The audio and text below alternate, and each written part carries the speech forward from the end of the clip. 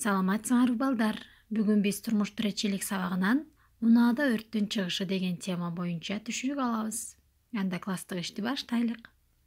Биринчи, төмөнкү кроссвордторду таап, жообун жазгыла.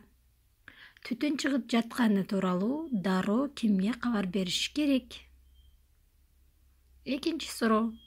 Түтүндүн уусунан дем алуу органдарыңды сактоо үчүн ооз мурунду эмне менен жаап алуу зарыл? Үчүнчү суроо. Өрт күчөп баратса, унаанын эмнесин талкалап жиберсе болот? Төртүнчү суроо. Унаадагы өрттөн жарата алсаң, кимге кайрыласың?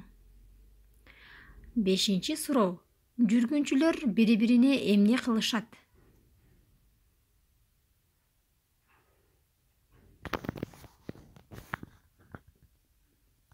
Андан кийин балдар, унаага май куюучу жайда кандай эрежелерди бузбоо керек? Өз оюңарды жазасыңар. Үйгө тапшырма, коомдук унаа, автобустарда өрт учурунда эмне кылыш керек деген эрежелерин таап, жазгыла, эсиңерде сактагыла.